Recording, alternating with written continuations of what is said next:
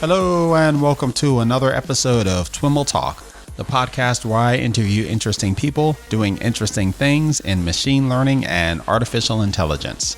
I'm your host, Sam Charrington.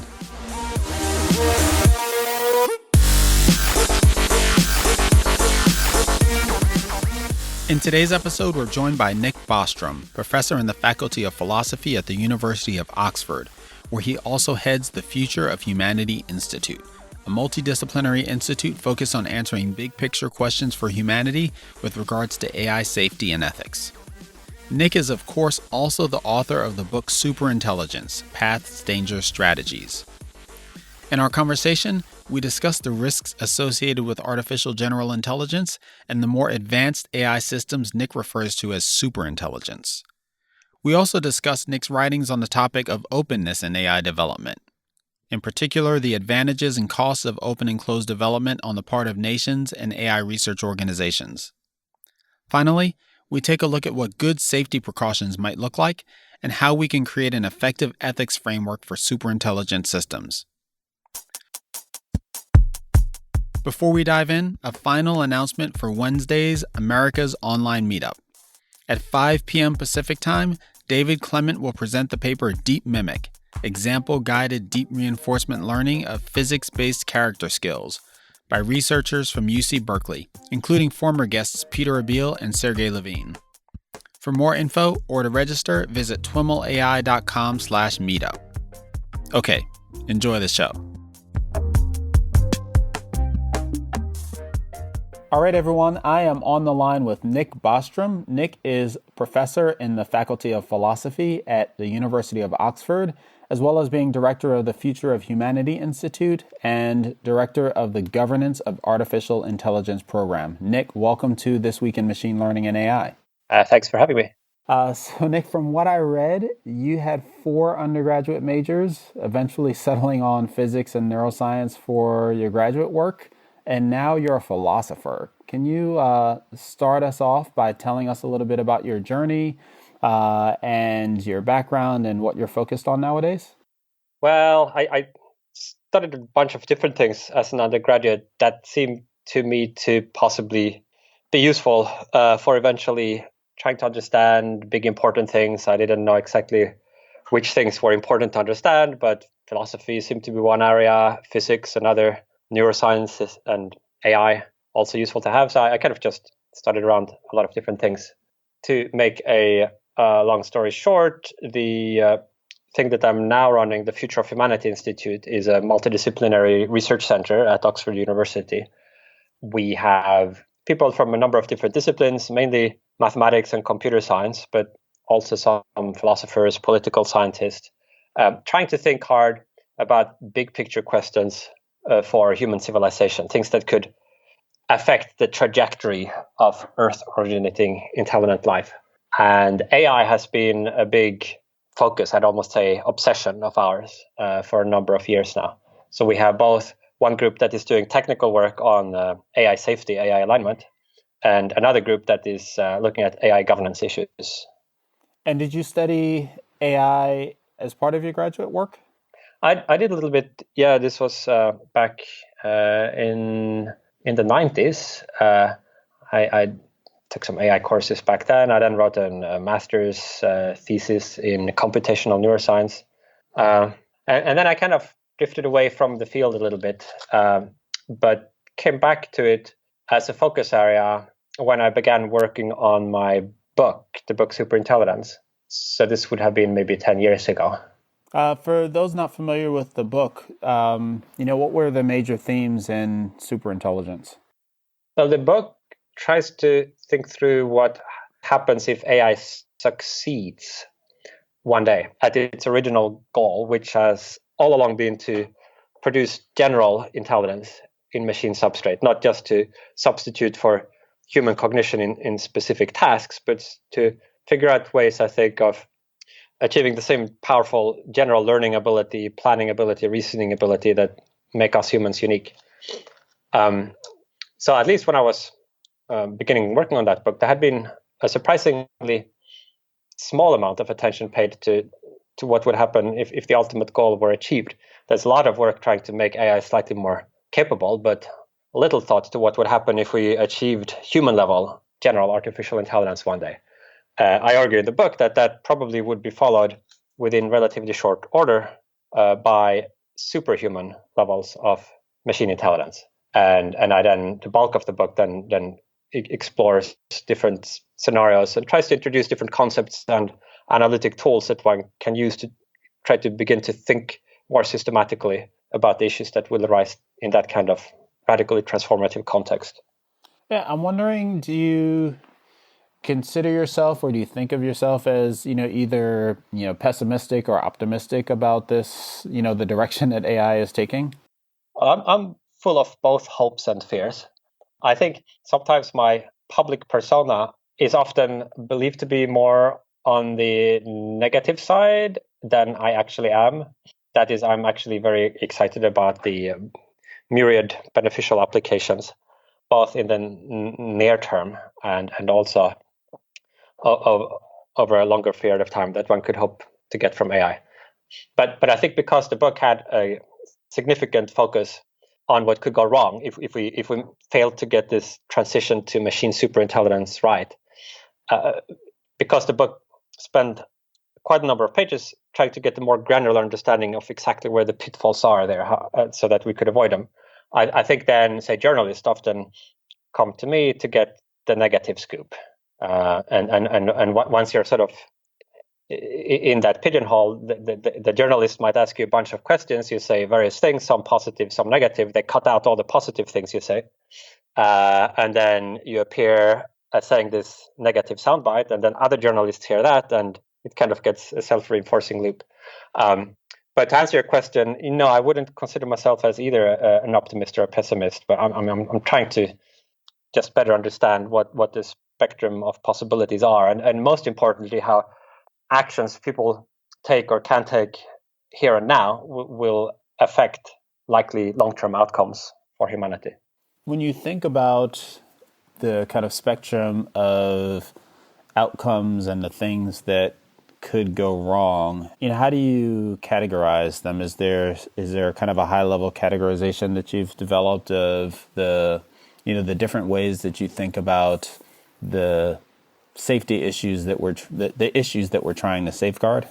Well, you could carve it up in different ways. I mean, if you want a very high level division, you could distinguish risks that come from the AI itself. That is, ways that AIs could harm humans. So there we have, in the context of machine superintelligence, the possibility of a failure to solve the alignment problem, failure to get this hypothetical future superintelligent system to do what we want it to do. We can go into that in more detail later if you want, but that's kind of one category of risk. Then another would be the risk that not that the AI would do something bad to humans, but that humans would use the AI to do bad things to other humans. So use it unwisely, recklessly, or maliciously. The way we've used a lot of other technologies throughout human history, not just for beneficial purposes, but to wage war or to oppress one another.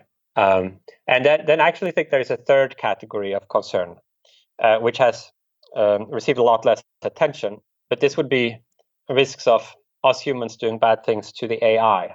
I think at some point, these digital minds that we're building might come to possess various degrees of moral status, just like, say, many non-human animals have degrees of moral status. And there is then a risk that we will maltreat, say, an AI system that is capable of some form of sentience, morally relevant interests, capable of suffering.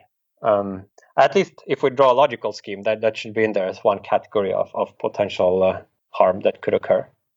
It strikes me that in order to fully kind of wrap our heads around this issue, it's fundamentally a long-term, broad time horizon issue, right? It's there, there's a lot of the response that you see to these issues being raised is that, we're nowhere near AGI. We have no idea how we're going to get there.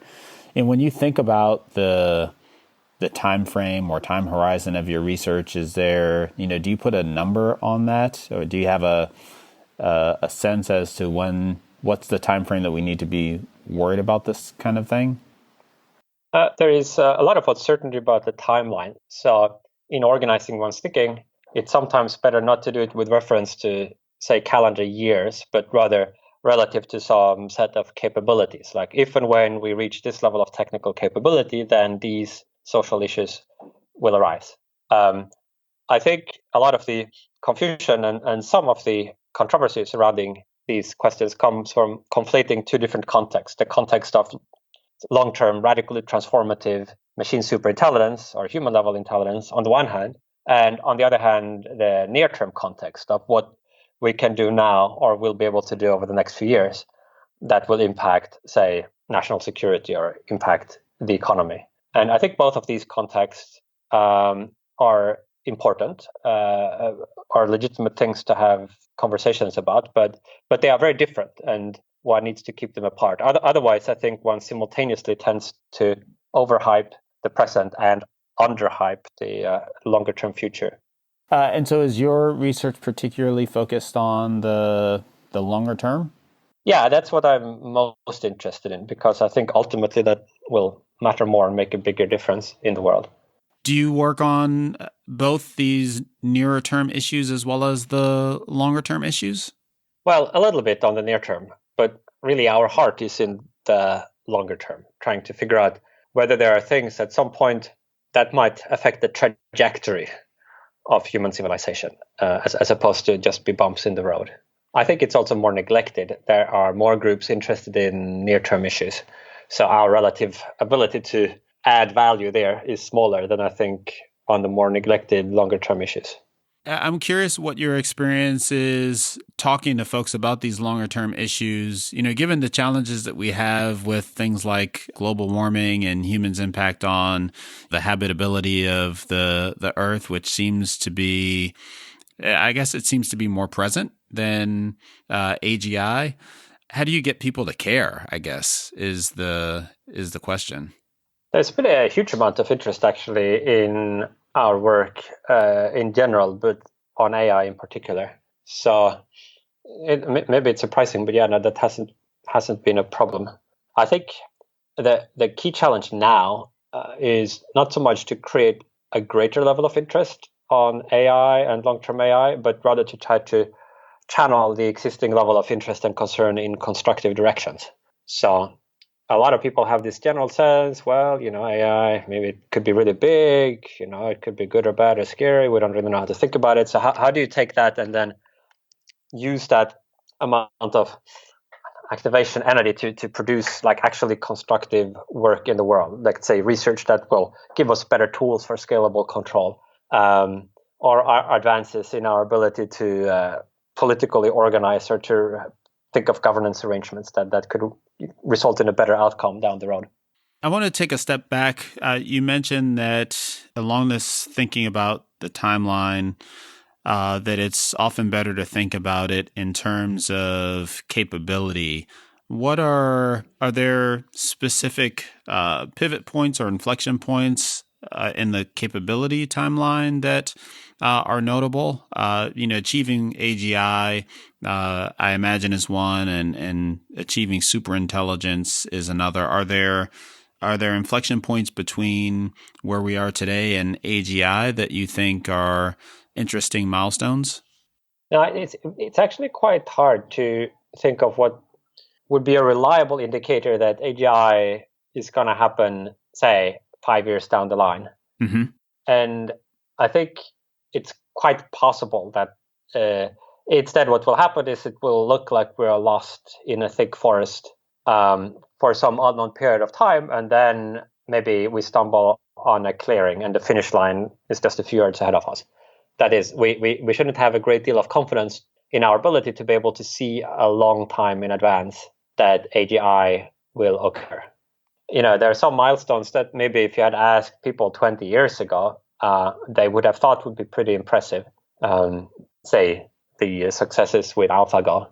Now that we passed them, I mean, there is a risk, I guess, of just kind of gradually taking for granted things that really ex ante were hugely impressive, and our expectation level just adjusts, so that there will be no point maybe at which we will be more shocked and awed than we were with AlphaGo until we're almost all the way there, and you already have weak forms of AGI running around and doing. And at that point, it's kind of a little bit late in the day to start thinking about these safety issues. I think we want to use the time we have available now to put ourselves in the best possible position for the coming transition to the era of machine superintelligence. And so you mentioned a big part of your work is trying to come up with these concrete strategies or agendas that folks should be taking up. What are some of those things that we should be doing to prepare? Well, one is this research field of AI safety, which when the book was being written hardly existed. There might have been 10 people in the world who were doing that, and it was very, very far from mainstream. So now there is a research community working on this with groups in a number of different places. There's a group at Berkeley, some work in Montreal. We are doing have joint technical research seminars with DeepMind, who also has an AI safety group, OpenAI. So it's kind of become a small little research field in its own right, and that seems constructive. And probably there should be more of that kind of work. Then I think we're still at an earlier stage with respect to the governance challenges. Maybe we are, with respect to the governance challenges, where we were with respect to AI safety work 5 years ago. Like there's some sense that it's important that somebody should work on it, but not yet a very clear conception about just what kind of work would be helpful. So maybe a few years down the road, we will have a clearer sense of what kind of work on governance would be productive. Although the issue there is slightly different. So AI safety is a technical challenge. Ultimately, the more people hammering away at it, the better. At worst, they produce nothing, and at best, they produce some insight that could actually be useful. When it comes to political problems, it's not always obvious that having more people work on it will produce a better outcome, or producing more insight or knowledge or shared understanding will always produce a better outcome. You also have to worry there about things like arms race dynamics and so forth. So it gets more strategically complicated to figure out what would actually be a helpful intervention when we are talking about things that are more in the political domain. Maybe as an example of that, you wrote a paper, I guess it was last year sometime, on the implications of openness in AI development. With a kind of cursory view of the paper, it was your results were a little bit counterintuitive. Can you talk a little bit about that paper and kind of what led to it? There is this widespread view that openness in AI development is a good thing. Openness is almost one of these words that, like freedom or democracy or fairness, that is kind of almost like just an applause light, right? It sounds good. We should have more of it. But I think it's actually not at all obvious that ultimately that is what we want to have more of with AI. I think the short-term impact of more openness are positive. That is, more people more quickly get access to state-of-the-art techniques and can use them more widely. And I think on balance, that is positive. But if we're thinking about this hypothetical future strategic context where we are getting close to developing machine superintelligence, and you think maybe there will be several groups or countries or firms competing to try to get there first. In that context, openness could be extremely dangerous. You would want, it seems to me, whoever develops superintelligence first to have the ability at the end of that development process to pause for 6 months, let us say, or a year, to test their system very carefully, double check all their safety mechanisms, maybe to slowly boost its intelligence through the human range and into the superintelligent range. But if you have, say, 20 different research groups running neck to neck with almost indistinguishable technology, then if any one of them decides to take it slow and be careful, they'll just be surpassed by one of their competitors. So it seems in an extreme race condition, the race would go to whoever takes the fewest precautions and is least cautious. That seems to be a risk increasing situation. And so you'd be looking for ways to maybe increase the lead of whichever AI developer is in the lead at the time when you're getting close to superintelligence. So that's the backdrop. Now think about what openness does. It kind of equalizes one variable that could cause dispersion in AI capability. So if you are open about the general science, well, then everybody has access to the same general scientific ideas. If you're open about your source code, let us say, then you equalize the software base that different developers have. That would mean that any remaining dispersion would have to come from, say, difference in hardware or different data sets or something like that. But with one less source of dispersion and capability, so that would tend to equalize the race, make it more tightly competitive, and therefore tend to reduce the lead time that the lead developer has in the end to go slow for the sake of caution. You are in this paper proposing that there are some costs to openness and that they accelerate AI development and more specifically eliminate the opportunity to put in checks and balances kind of in the end game. I'm also wondering if there's a cost to lack of transparency or closeness that you factored into the analysis that strikes me as, mostly around the danger of not knowing where AGI is, right? If AGI is, much closer, but it's closed and you don't see it, and it's potentially in a more advanced state in your competitors, how do you factor that into the analysis here? Well, so the full analysis, there are a number of other important considerations as well, besides the one I mentioned concerning the racing dynamic. Mm-hmm. You might think about whether, say, an open development context tends to, say, attract a different kind of participant, maybe with better motives than products done in secret. But in terms of being able to know the capabilities even of different products, let's set aside their actual algorithms or ideas, but even just knowing how far along different products is. In at least one simple model we have, this is in an earlier paper with a couple of colleagues of mine called Racing to the Precipice. You actually get a higher level of overall risk-taking if competitors can see more precisely how far along each other is. The intuition being roughly that in this very simple game theoretic model, if you have a winner-takes-all dynamic, that if you see that you're behind, you sort of know for sure that you will lose, and you'd be willing to take any extra amount of risk if that helps you have at least some chance of catching up. Whereas if you're unsure about your relative position, then that would be a limit to the amount of risk you would take, because you might be ahead and you wouldn't want to then take more risk just to get further ahead, if that then means you'd be likely to destroy the world if you succeeded. Now, one can construct different kinds of models of this type of situation and get different outcome.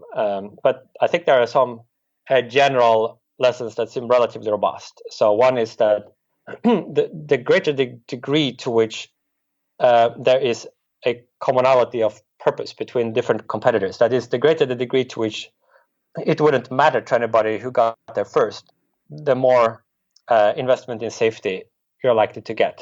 In the limit where it is completely indifferent who gets there first, then you don't have a race. Like, you'd be quite happy to drop out of the race if that allows another competitor to spend more time and be more cautious in the relevant stages. So that fostering cooperation, fostering a kind of commitment to the common good would seem to not just be good from a fairness point of view, making sure everybody gets the slice of the upside, but also be good from an AI risk point of view in taking some of the pressure off this possibility of a racing dynamic. And it's not an all or nothing thing, but the more you can kind of ingrain early on a credible commitment to use AI for the common good of all of humanity, rather than for narrow factional purposes to just enrich one company or strengthen the military of one nation, I think the more one can reduce this competition dynamic and obviate some of the problems associated with that.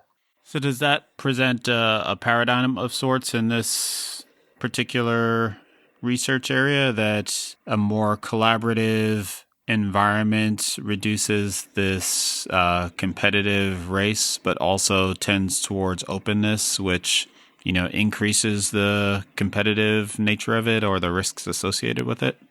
Yeah, that could be some trade-off there. I think you might want to make a distinction between collaboration and cooperation. So if collaboration means actively working together on one and the same project side by side, that would be maybe one way of cooperating. But you could also imagine, at least theoretically, the possibility of having entirely separate products that have no communication, but are both committed to helping each other out or to sharing the spoils. So that might be a highly cooperative development regime, but one that lacks actual active collaboration. And what it seems that what you ultimately primarily want here is cooperation.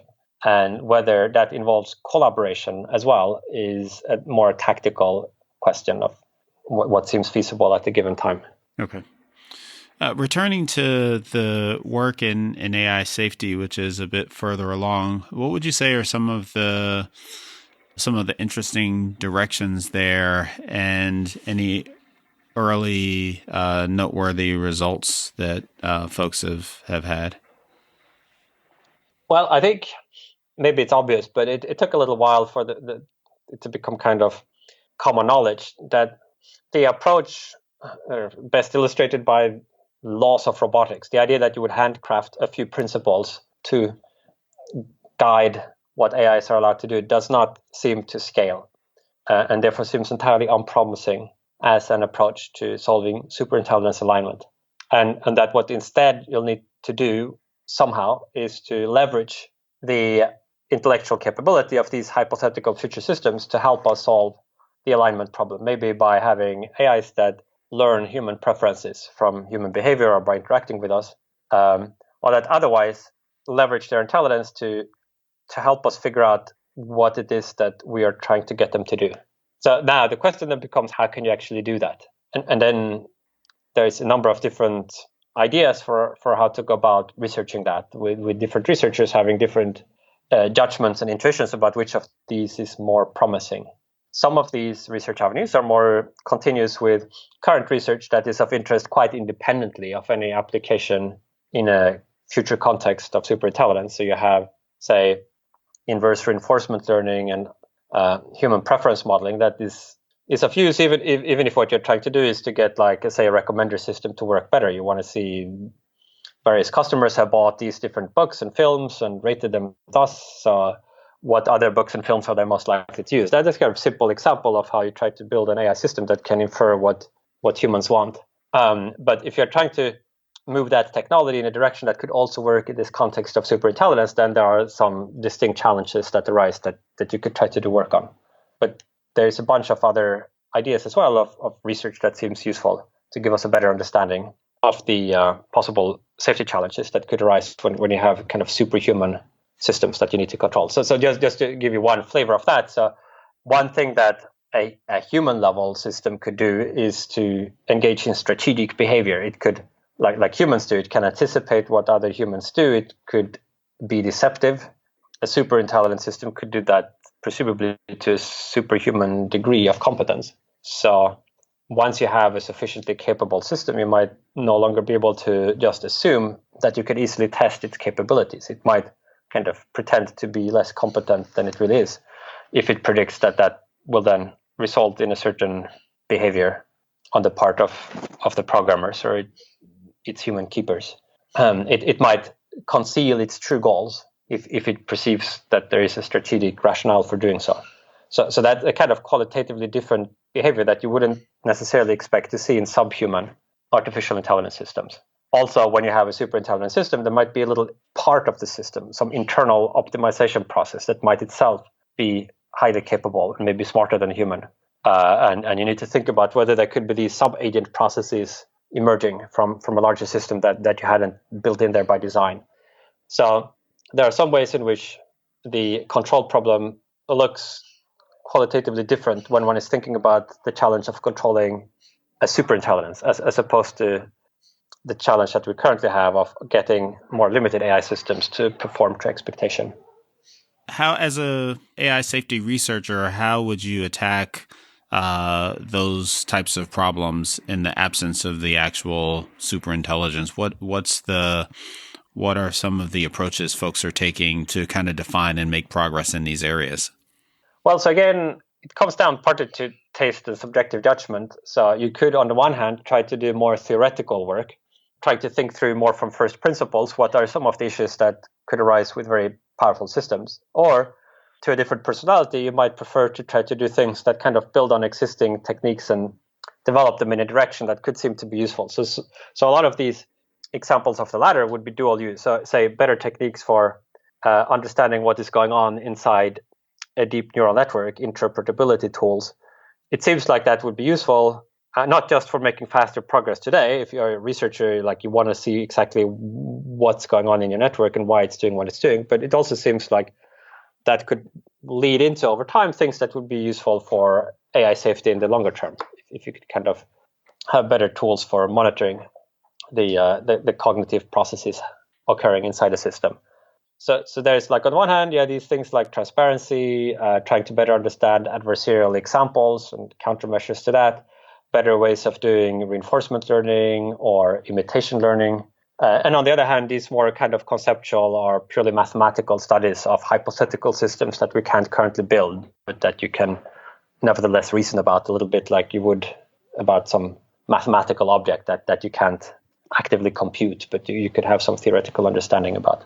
I guess I'm wondering how, when we reason about these systems mathematically in that way, is there a clear mapping from those more theoretical, from the work we're doing today, theoretically, to, what might need to be done far off in the future in the case of these systems coming into existence? Or is it, more an issue of, hey, we're exploring these different areas theoretically, and it's providing a foundation for future iterations of work in the same area to build on each other, with the hopes that we keep pace with the advances that are happening on the AI side itself?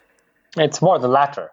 So AI safety, I think, should still be regarded as a pre-paradigmatic science, that it's not clear what the best or most relevant ways to address this problem is. It's not even generally agreed exactly what the problem is. So you have different smart people trying out different things, coming up with problem formulations or concepts or sub-products that should be explored. Some of them might turn out to be useful.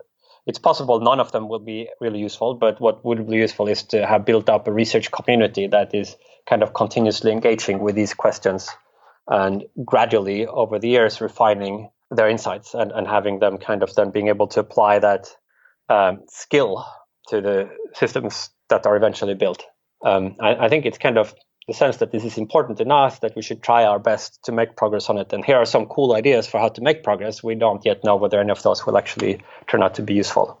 Are there some things that folks that are working in the broader AI field should be thinking about, meaning those folks that aren't working specifically in AI safety or AI governance, but are developing machine learning and AI systems today? How do you advise those folks to contribute to this broader issue of AI safety without being fully dedicated to this kind of research? Well, I mean, it's like how you contribute to any cause in the world that you're interested in. You could try to work directly there. You could try to support other people working there. You could recommend to talented friends who are young who wants to go into this to actually do so. You can donate money or give prestige by kind of legitimizing it and so forth. Sure. I guess I was wondering if there are like things that you wish every person working in AI was thinking about or something like that. It does seem to me that what would be quite robustly valuable across a wide range of different scenarios is to have a more cooperative approach to AI, to try to, as far as possible, ingrain into the community a commitment to the common goods principle that AI superintelligence, if it actually were one day achieved, should be for the benefit of all of humanity and in the service of widely shared ethical ideals. And I think the more that kind of becomes embedded within the machine learning community, the greater the chance that will actually ultimately happen as well. I think the research community has a non-trivial amount of power Certainly today, if you want to do cutting edge AI research, say you're a firm and you want to be able to hire from the first tier of talent, it helps a lot if you can credibly claim that you're going to use this for ethically acceptable purposes. Yeah. If you want to do something nasty, like figure out a better way to generate spam or something like that, or do some kind of highly unpalatable military application, chances are you're going to have a much harder time to recruit the best. You might have to go to the second or third tier talent. So this kind of vague commitment to idealism and cosmopolitan values, I think, could exert some shaping influence over how AI is developed and used. And so I think anybody in the community can do their part to strengthen that. And I think that cumulatively could be quite valuable. There is a sort of a more esoteric issue as well, which relates to this idea of digital minds again, that as our AI systems become more and more complex and capable, and at some point maybe have the same behavioral repertoire of capabilities as animals, like a mouse, say, or a dog. At that point, I think the question of the moral status of these digital minds becomes increasingly relevant. And it's a hard thing to discuss. It still feels a little bit like one of those silly things that is kind of, you can't say with a straight face. But that's where AI safety was 5 years ago. It was also this fringe thing that a few people on the internet talked about, and you couldn't really. And to some extent, these current conversations about AI governance and the wider impact of society, that's also been moving from a fringe science fiction thing, people on the internet, to something that people who think of themselves as serious people now acknowledge as a legitimate thing to work on. And I think that the moral status of digital minds needs to start making this migration as well, from suitable topic for the philosophy seminar room into the kind of thing that you can talk about in some mainstream forum with different views on it, but without it being a silly thing or something that you kind of snicker about. And again, you can contribute to that by just not being afraid of talking about that if the topic comes up with your friends or colleagues. One of the interesting things that I came across in some of your writing was this notion of how ethics itself is this dynamic force over time, this dynamic picture over time. And we need to, I forget the specific construct, but it was part of the way we approach AI safety is to build in some notion of ethics. It's almost like we need to go back in time to being in, ancient Greece or something like that, and trying to build a system that could map itself from that, ethical system to our current ethical system, which is, pretty dramatically different. And that's kind of the way we need to think about building a system today. Can you kind of elaborate on that? Did I give you enough to spark some recognition of what you were actually saying?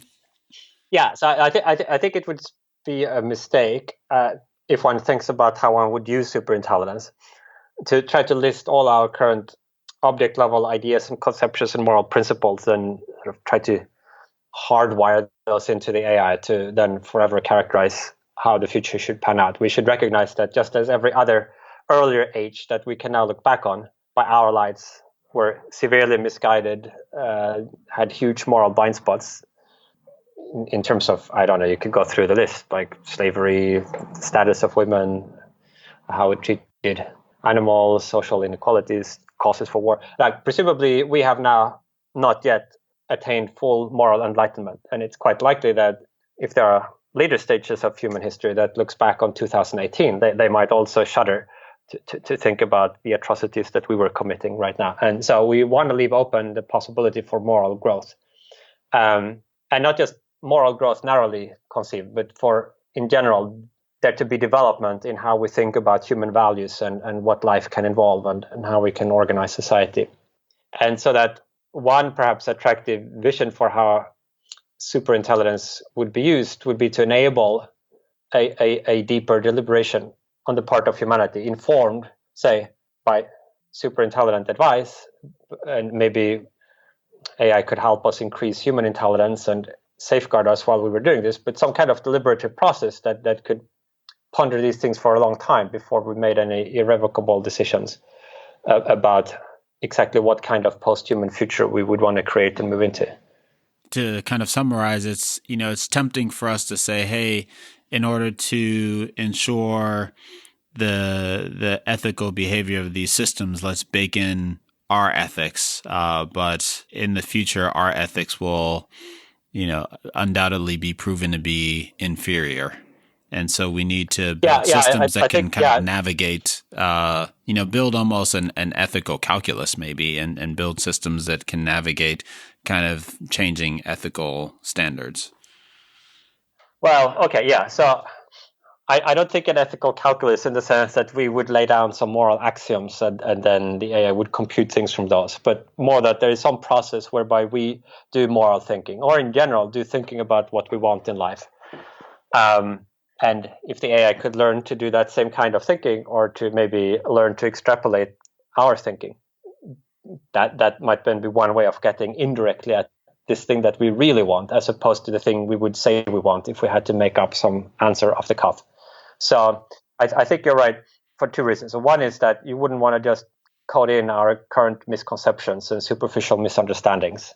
You would want this possibility of learning and developing and doing something better than we could do at the spur of the moment.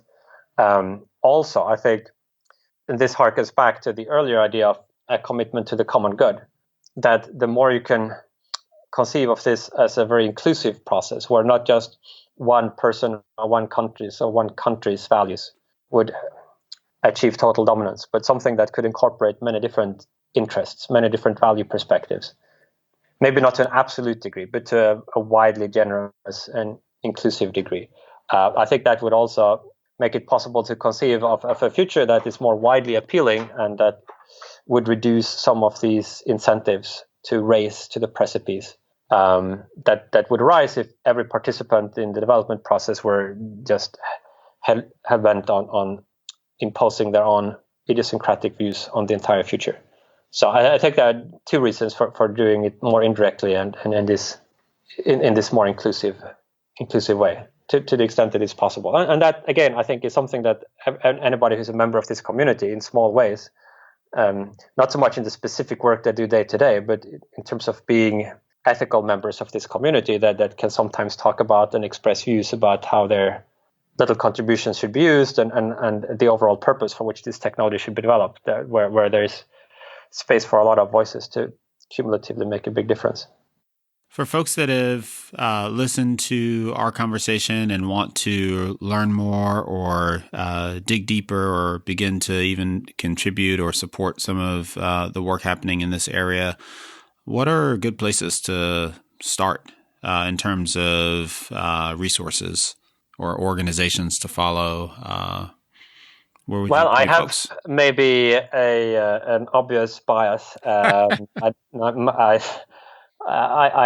point to the book that we talked about earlier as like thing that maybe best expresses my perspective on this. But there is a kind of overlapping set of communities that are interested in this. So one quite interesting one is the effective altruism community that is concerned about the wider range of cause areas, but AI also increasingly being one of them. It's a community of people who are trying to think carefully about how you can have the greatest possible positive impact on the world in terms of what you do with your career or in terms of where you donate your charitable giving. So checking out their resources, they have a career guide, they have various blogs, would be one good place to start. And if you want to do technical AI safety, then you can Google technical AI research agendas and you'll find different ideas. Or you can see some of the latest publications coming out from DeepMind AI Safety or OpenAI or FHI or MIRI, or the group at Berkeley, to see kind of concrete examples of the kind of thing people are working on. Well, Nick, thank you so much for taking the time to chat with me. Is there anything else that you'd like to leave folks with? No, I mean, I think the bottom line is we don't know how long it will take, but if we ever do get to create superintelligence, it's such a big thing that our bottom line must be this sense of enormous humility that we are just in way over our heads, but we have no choice but to make our best effort to get through this somehow in a responsible, wise, and generous way. Agreed. Thank you. All right, everyone, that's our show for today. For more information on Nick or any of the topics covered in this episode, visit twimlai.com/talk/181. If you're a fan of this podcast, we'd like to encourage you to visit your Apple or Google Podcast app and leave us a 5-star rating and review. Your reviews help inspire us to create more and better content, and they help new listeners find the show. As always, thanks so much for listening, and catch you next time.